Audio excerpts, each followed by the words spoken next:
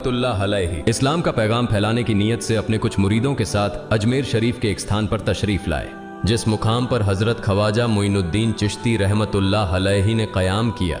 वहां के करीब ही एक बड़ा तालाब था जिसे स्थानीय हिंदू लोग अनासागर कहते थे। उस दौर में इस तालाब की वसात और पवित्रता के कारण हिंदू समाज में इसका बहुत एहतराम किया जाता था। उनका यह अकीदा था कि जो शख्स दिन भर गुनाह करने के बाद इस तालाब में गौस्ल करता है उसके तमाम गुनाह धुल जाते हैं। इसी वजह से वे इस तालाब को हमेशा दियों से सजाए रखते थे। कहा जाता है कि इस तालाब में हर रात दिए जलाने के लिए तकरीबन 3 मन तेल की जरूरत होती थी। तालाब की पवित्रता के कारण वहां सभी हिंदुओं को दाखिल होने की इजाजत नहीं थी। सिर्फ आला तबके के ब्राह्मण ही वहां गौस्ल कर सकते थे और तालाब के पानी को छू सकते थे। उनका यह मानना था कि अगर ब्राह्मणों के अलावा कोई और तालाब के पानी को छू ले तो पानी नापाक हो जाएगा। हजरत ख्वाजा मोइनुद्दीन चिश्ती रहमतुल्लाह अलैहि और उनके मुरीद लंबे सफर से थके हुए थे। कुछ देर आराम फरमाने के बाद जब नमाज का वक्त हुआ तो ख्वाजा मोइनुद्दीन चिश्ती रहमतुल्लाह अलैहि ने हजरत बख्तियार काकी रहमतुल्लाह अलैहि को अजान देने का हुक्म दिया। हुक्म पाकर हजरत बख्तियार काकी रहमतुल्लाह अलैहि ने अजान देना शुरू किया। उस वक्त हिंदुस्तान में तौहीद का पैगाम और अजान के अल्फाज किसी ने नहीं सुने थे। जब लोगों ने पहली बार अजान के अल्फाज सुने तो उनके दरमियान हलचल मच गई। लोग अपने घरों से बाहर आकर एक दूसरे से कहने लगे, ये फकीर लोग कहां से आ गए और ये क्या पढ़ रहे हैं। अजान खत्म होने के बाद हजरत ख्वाजा मोइनुद्दीन चिश्ती रहमतुल्लाह अलैहि और उनके साथियों ने अनासागर तालाब पर जाकर वुजू करना शुरू किया। जब हिंदू पुजारियों ने देखा कि एक अजनबी दरवेश उनके मखसूस तालाब का इस्तेमाल कर रहा है तो उनके दिल में गुस्से की आग भड़क उठी। एक पुजारी बोला, यह दरवेश कहां से आ गया? बिना हमारी इजाजत के इसने हमारे पाक तालाब को हाथ लगा दिया। हम इस तालाब को कितना मुकद्दस मानते हैं और इन मुसाफिरों ने इसे नापाक कर दिया है। इसका कोई हल निकालना ही होगा। इसके बाद हजरत ख्वाजा मोइनुद्दीन चिश्ती रहमतुल्लाह अलैहि ने तमाम साथियों के साथ मिलकर जमात के साथ नमाज अदा की। लोग ये मंजर देखने लगे और कहने लगे, ये तो कोई अजीब फकीर है। हमारे मंदिरों में सब देवी देवता मौजूद हैं और ये उनकी इबादत न करके किसी नए खुदा की इबादत कर रहा है। अगर मंदिर के बाहर भी कोई खुदा है तो उसे भी मंदिर में रखा जाना चाहिए ताकि लोग उसकी भी पूजा कर सकें। शाम ढलने लगी। शाम होते ही राजा पृथ्वीराज के ऊंटों के चरवाहे अपने ऊंट लेकर उस जगह पहुंचे। इत्तेफाक से हजरत ख्वाजा मोइनुद्दीन चिश्ती रहमतुल्लाह अलैहि उसी जगह पर तशरीफ फरमा थे जहां आमतौर पर राजा के ऊंट आराम किया करते थे। चरवाहों ने देखा कि एक दरवेश का काफिला उनके मुकाम पर आकर बैठा है। उन्होंने हजरत ख्वाजा मोइनुद्दीन चिश्ती रहमतुल्लाह अलैहि और उनके साथियों से कहा, अरे फकीर बाबा, आप कहां से तशरीफ लाए हैं और यहां आकर बैठ गए? क्या आपको मालूम नहीं कि यहां रोजाना राजा पृथ्वीराज के ऊंट आराम फरमाते हैं? राजा के ऊंट यहां आराम करते हैं। ये जानते हुए भी आपने यहां बैठने की जुर्रत कैसे की? हजरत ख्वाजा मोइनुद्दीन चिश्ती रहमतुल्लाह अलैहि ने उन चरवाहों को नरमी से जवाब दिया, बाबा, हम मुसाफिर हैं और अनजान हैं। हमें मालूम नहीं था कि इस मुकाम पर राजा के ऊंट आराम करते हैं। चूंकि हम पहले ही यहां रात गुजारने का इरादा कर चुके हैं, तुम अपने ऊंटों को आज किसी और जगह आराम देने ले जाओ। आसपास बहुत सी जगहें हैं। हजरत ख्वाजा मोइनुद्दीन चिश्ती रहमतुल्लाह अलैहि का जवाब सुनकर पृथ्वीराज के चरवाहे बोले, फकीर की हिम्मत तो देखो, कहता है कि राजा के ऊंटों को कहीं और ले जाएं और खुद यहां बैठे रहेंगे। फकीर बाबा, यह तो हरगिज मुमकिन नहीं है। राजा के ऊंट अपने ही मुकाम पर बैठेंगे। यह कहकर चरवाहों ने हजरत ख्वाजा मोइनुद्दीन चिश्ती रहमतुल्लाह अलैहि और उनके साथियों को वहां से उठाने के लिए दुर्व्यवहार करना शुरू कर दिया।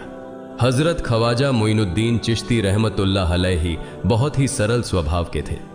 जब उन्होंने देखा कि चरवाहे दुर्व्यवहार कर रहे हैं तो उन्होंने बख्तियार काकी रहमतुल्लाह अलैहि से कहा, बख्तियार, हम यहां बैठकर क्या करेंगे? जब राजा के ऊंटों को यहीं बैठाना है तो रहने दो, ऊंट यहीं बैठे, हम यहां से जा रहे हैं। यह कहकर हजरत ख्वाजा मोइनुद्दीन चिश्ती रहमतुल्लाह अलैहि अपने साथियों के साथ वहां से चले गए।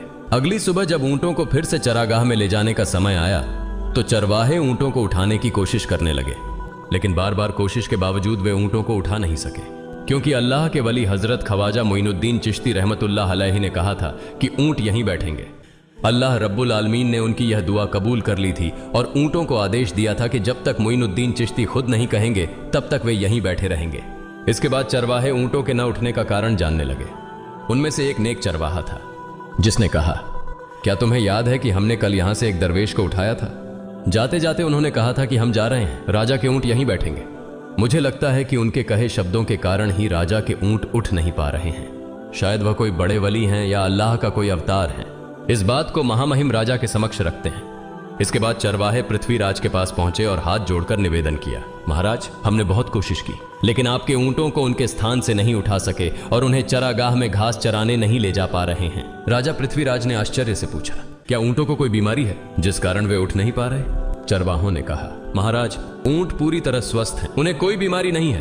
पृथ्वीराज ने कहा, तो फिर वे अपनी जगह से क्यों नहीं उठ रहे? चरवाहों ने कहा, महाराज, कल उस स्थान पर एक दरवेश बैठे थे, हमने उनके और उनके साथियों के साथ काफी दुर्व्यवहार किया और उन्हें वहां से उठा दिया था। जाते जाते उन्होंने कहा था, राजा के ऊंट यहाँ बैठेंगे और उठेंगे नहीं। हमें लगता है कि दरवेश की बद्दुआ के कारण ही ऊंट अपनी जगह से नहीं उठ पा रहे हैं। तब पृथ्वीराज ने हुक्म दिया, अच्छा, जाओ और उस दरवेश को मेरे पास ले आओ। जब हजरत ख्वाजा मोइनुद्दीन चिश्ती रहमतुल्लाह अलैहि पृथ्वीराज के दरबार में पहुंचे तो पृथ्वीराज ने उनसे पूछा, ऐ दरवेश, आपने मेरे ऊंटों को क्यों पंगु बना दिया है? मेरे ऊंट भूखे मर रहे हैं, कृपया अपना जादू उनसे हटा लें। अगर जादू नहीं हटाया तो मेरे ऊंट भूखे मर जाएंगे। पृथ्वीराज की बात सुनकर हजरत ख्वाजा मोइनुद्दीन चिश्ती रहमतुल्लाह अलैहि मुस्कुराते हुए बोले, हे अल्लाह के बंदे, हम मुसलमान हैं और मुसलमान कभी जादू नहीं करते। तुम्हारे ऊंटों को मैंने नहीं बल्कि इस संसार के पालनहार महान अल्लाह रब्बुल आलमीन ने बैठाया है। उनकी आज्ञा से ऊंट बैठे हैं और उनकी आज्ञा से ही उठेंगे। लेकिन मैं उस सर्वशक्तिमान से प्रार्थना कर सकता हूं कि वह तुम्हारे ऊंटों को उठने की अनुमति दे। इसके बाद हजरत ख्वाजा मोइनुद्दीन चिश्ती रहमतुल्लाह अलैहि ने अल्लाह से दुआ की, हे अल्लाह, इन ऊंटों को उनकी जगह से उठने की तौफीक दें। हजरत ख्वाजा मोइनुद्दीन चिश्ती रहमतुल्लाह अलैहि की दुआ करते ही चरवाहों ने देखा कि ऊंट अपनी जगह से उठकर चरागाह की ओर बढ़ने लगे। यह दृश्य देखकर चरवाहे चकित रह गए और हजरत ख्वाजा मोइनुद्दीन चिश्ती रहमतुल्लाह अलैहि की करामत की खबर पूरे अजमेर में फैल गई। जैसे जैसे हिंदुओं के बीच हजरत ख्वाजा मोइनुद्दीन चिश्ती रहमतुल्लाह अलैहि की करामत की बातें फैलने लगीं और इस्लाम की महानता उनके सामने प्रकट होने लगी, मंदिर के पुजारी भयभीत हो गए। वे सोचने लगे, अगर यही चलता रहा तो सभी हिंदू मुसलमान बन जाएंगे। तब वे पृथ्वीराज के पास पहुंचे और निवेदन किया, महाराज, ये दरवेश हमारे राज्य में अशांति फैला रहे हैं। यदि आपने अभी इनका कोई उचित समाधान नहीं निकाला तो ये दरवेश सभी हिंदुओं को मुसलमान बना देंगे और तब हमारे देवताओं की पूजा करने वाला कोई नहीं बचेगा। आप इन्हें यहां से भगा दें, नहीं तो ये हमें यहां से बाहर निकाल देंगे। महाराज, हम आपको एक और भयावह बात बताना चाहते हैं। ये दरवेश कहते हैं कि जिन मूर्तियों की हम पूजा करते हैं वे पूजनीय नहीं है। उनका कहना है कि ये केवल निर्जीव पत्थर है जिनमें कोई शक्ति नहीं है। ये साधारण लोगों को इस तरह की बातें बताकर भ्रमित करना चाहते हैं। सबसे आपत्तिजनक बात यह है कि ये दरवेश हर दिन 5 बार हमारे पवित्र तालाब में हाथ लगाकर उसे अपवित्र कर रहे हैं। पुरोहितों की बात सुनकर पृथ्वीराज ने हजरत ख्वाजा मोइनुद्दीन चिश्ती रहमतुल्लाह अलैहि को बुलाया। जब हजरत ख्वाजा मोइनुद्दीन चिश्ती रहमतुल्लाह अलैहि उनके दरबार में पहुंचे तो पृथ्वीराज ने कहा, ऐ दरवेश, हम देख रहे हैं कि आप गोमाता का मांस खाते हैं और हमारे देवताओं का अपमान करते हैं। हमारे धर्म के बारे में तरह तरह की उल्टी सीधी बातें कर रहे हैं। हम यह सहन नहीं कर सकते। हम यह भी देख रहे हैं कि आप हमारे पवित्र तालाब को अपने अपवित्र हाथों से खराब कर रहे हैं। आप तुरंत हमारे देश से चले जाएं। हजरत ख्वाजा मोइनुद्दीन चिश्ती रहमतुल्लाह अलैहि ने कहा, बाबा, हम लोग तो केवल वुजू करते हैं, नहाते नहीं। अगर पूरी देह के स्पर्श से आपके तालाब का पानी खराब नहीं होता है तो केवल हमारे हाथ और चेहरे के पानी से तालाब अपवित्र कैसे हो सकता है? यह सुनकर पृथ्वीराज ने कहा, वे सभी लोग हमारे धर्म के हैं जबकि तुम लोग कहीं और से आ गए हो। तुम हमारे धर्म के नहीं हो, इसलिए तुम्हारे हाथ लगाने से हमारा तालाब अपवित्र हो जाता है। तब हजरत ख्वाजा मोइनुद्दीन चिश्ती रहमतुल्लाह अलैहि ने कहा, अच्छा बाबा, हम अब आपके तालाब के पानी को हाथ नहीं लगाएंगे, लेकिन हमें पानी की जरूरत है तो हम चाहते हैं कि केवल एक बर्तन में पानी ले लें। पृथ्वीराज ने कहा, ठीक है, तुम पानी ले सकते हो, लेकिन तुम्हारा बर्तन तालाब में लगे, तुम्हारे हाथ नहीं। अगर तुम्हारे हाथ स्पर्श करें तो हम इसके खिलाफ सख्त कार्रवाई करेंगे। राजा के साथ सहमति के बाद हजरत ख्वाजा मोइनुद्दीन चिश्ती रहमतुल्लाह अलैहि ने अपने मुख्य खलीफा बख्तियार काकी रहमतुल्लाह अलैहि से कहा, बख्तियार, जाओ और राजा के तालाब से एक बर्तन में पानी ले आओ, लेकिन बहुत सावधानी से पानी लेना ताकि तुम्हारा हाथ तालाब के पानी को छू न सके। बख्तियार काकी रहमतुल्लाह अलैहि हजरत ख्वाजा मोइनुद्दीन चिश्ती रहमतुल्लाह अलैहि के आदेश का पालन करते हुए आना सागर से पानी लेने गए। उन्होंने बर्तन को तालाब में डुबोया और उनका हाथ पानी को नहीं छू सका क्योंकि चमत्कारवश पूरा तालाब एक छोटे बर्तन में समा गया। आना सागर पूरी तरह से सूख गया और उसकी तली में केवल सूखी रेत दिखाई देने लगी। जब पुरोहितों ने देखा कि उनके पवित्र तालाब में एक भी बूंद पानी नहीं बची है और वह मरुस्थल की तरह सूख गया है तो वे घबराते हुए राजा पृथ्वीराज के पास गए और बोले, महाराज, यह तो भारी संकट हो गया है। पृथ्वीराज ने पूछा, क्या हुआ? पुरोहितों ने कहा, उस दरवेश ने हमारे पूरे तालाब का पानी ले लिया है। अब हमारे पवित्र तालाब में एक बूंद भी पानी नहीं है। अगर इस तालाब में पानी नहीं होगा तो हम अपने पापों का प्रायश्चित कैसे करेंगे? दूर दूर से हजारों हिंदू लोग इस तालाब में स्नान करने आते हैं ताकि वे अपने पाप धो सकें। अगर पानी नहीं रहेगा तो वे यहां आना बंद कर देंगे, जिससे हमारा बड़ा नुकसान होगा और अजमेर की मान मर्यादा मिट्टी में मिल जाएगी। पृथ्वीराज गहरे विचार में पड़ गए। वे हजरत ख्वाजा मोइनुद्दीन चिश्ती रहमतुल्लाह अलैहि के खिलाफ कोई कठोर कदम उठाने से झिझक रहे थे, क्योंकि उन्हें आशंका थी कि अगर उन्होंने दरवेश के खिलाफ सैनिक भेजे और दरवेश ने सैनिकों पर भी जादू कर दिया तो उनकी परेशानी और बढ़ जाएगी। इसलिए उन्होंने कहा, तुम लोग जाओ और उस दरवेश को मेरे पास बुला कर लाओ। मैं देखता हूं कि वह क्या चाहता है। अगर उसकी मांग उचित होगी तो हम उसे मान लेंगे, और यदि उचित नहीं हुई तो हम माफी मांगकर अपना तालाब का पानी वापस ले लेंगे। जब हजरत ख्वाजा मोइनुद्दीन चिश्ती रहमतुल्लाह अलैहि पृथ्वीराज के दरबार में पहुंचे तो पृथ्वीराज ने कहा, ऐ बाबा, आपने हमारे तालाब का सारा पानी ले लिया है। हम अपने पापों का प्रायश्चित कैसे करेंगे? पूरे दिन के पाप हम इस तालाब में स्नान करके धोते हैं। अगर तालाब में पानी नहीं होगा तो हम अपने पाप कैसे धोएंगे? हजरत ख्वाजा मोइनुद्दीन चिश्ती रहमतुल्लाह अलैहि ने उत्तर दिया, देखो बाबा, तुम्हारे पास आना सागर है, पर दुनिया के हर कोने में ऐसा तालाब नहीं है, तो क्या वे लोग अपने पाप कैसे धोएंगे? पापों को धोने की ताकत इस तालाब के पानी में नहीं है।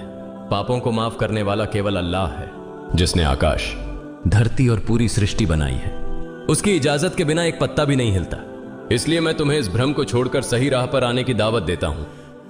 वहां मौजूद हजारों हिंदू हजरत ख्वाजा मोइनुद्दीन चिश्ती रहमतुल्लाह अलैहि की बातें मंत्रमुग्ध होकर सुन रहे थे। इसके बाद उन्होंने कहा, जाओ बख्तियार, जिस बर्तन में तुमने तालाब का पानी लिया था उसे वापस तालाब में डालाओ।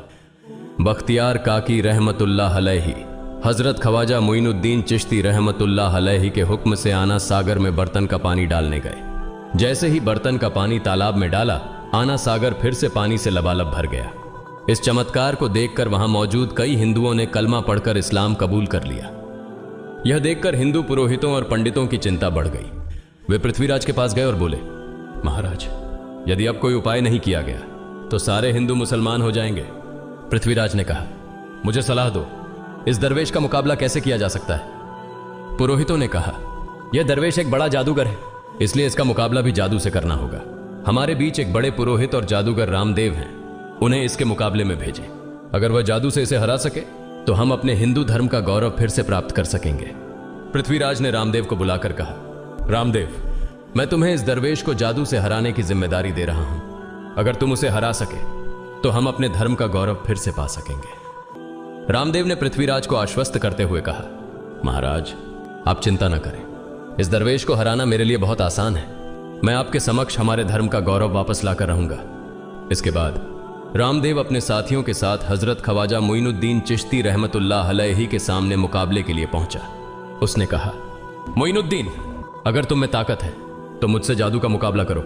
मैंने तुम जैसे बहुत से जादूगरों को हराया है, तुम्हें हराना तो मेरे लिए साधारण बात है। हजरत ख्वाजा मोइनुद्दीन चिश्ती रहमतुल्लाह अलैहि ने उसकी बातों का कोई जवाब नहीं दिया।